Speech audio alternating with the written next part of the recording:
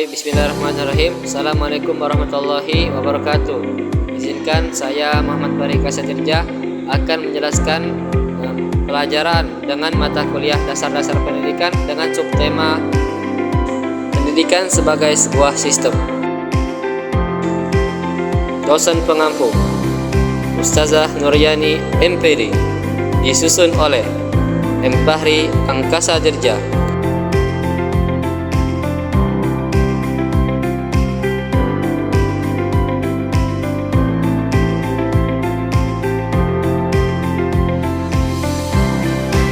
Latar belakang: sebagai sebuah sistem pendidikan terdiri atas berbagai unsur seperti peserta didik, pendidik, kurikulum, sarana prasarana, serta lingkungan belajar yang saling berinteraksi secara dinamis.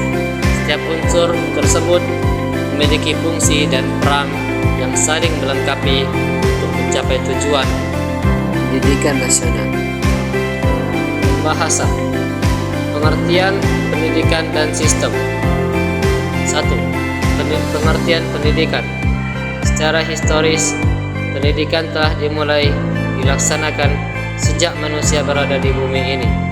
Di mana ada kehidupan, disitulah ada pendidikan.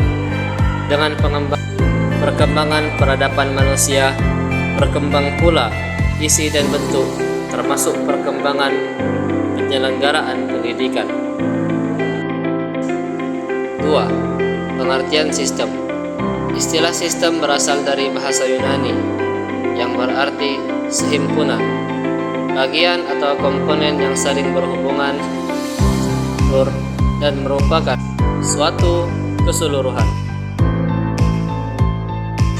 3. Definisi pendidikan sebagai sebuah sistem.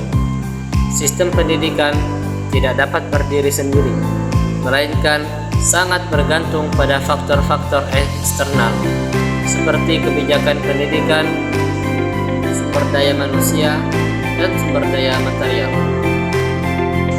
Tujuan dari sistem pendidikan. Sistem pendidikan nasional bertujuan untuk mencerdaskan kehidupan bangsa dan mengembangkan manusia yang beriman dan bertakwa kepada Tuhan Yang Maha Esa.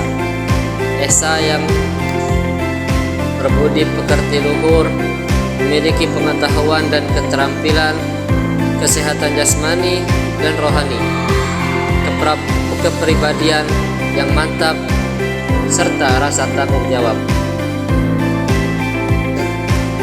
Akan tetapi, ada tantangan dalam sistem pendidikan. Dalam dekade akhir ini, semakin terasa dan nampak perubahan sosial budaya yang demikian akibat perkembangan ilmu dan teknologi. Hal ini berarti kita sedang berada dalam zaman yang perubahannya secara cepat. Sistem pendidikan dituntut memiliki 3 kemampuan, yaitu 1. Kemampuan mengetahui pola pikir perubahan. 2. Kemampuan untuk menyusun gambar tentang dampak yang akan ditimbulkan oleh kecenderungan yang sedang berjalan. 3.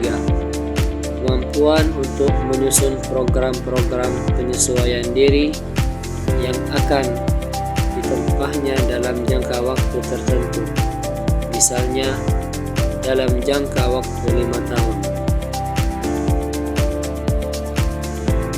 Kesimpulannya, pendidikan merupakan suatu sistem yang utuh dan terpadu, yang terdiri atas berbagai komponen yang saling berkaitan, seperti tujuan pendidikan, pendidik, peserta didik, metode, kurikulum, sarana prasarana, serta lingkungan belajar.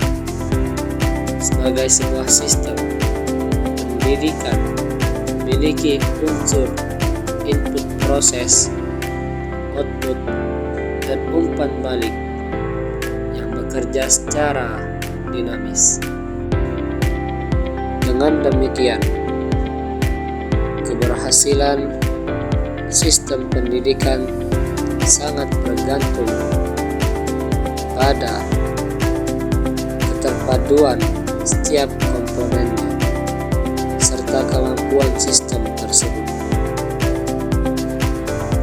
Untuk mewujudkan pendidikan yang berkualitas sebagai sebuah sistem, semua pihak yang terlibat, baik pemerintah, pendidik, peserta didik, maupun masyarakat, perlu berperan aktif dan bekerja sama secara sinergis.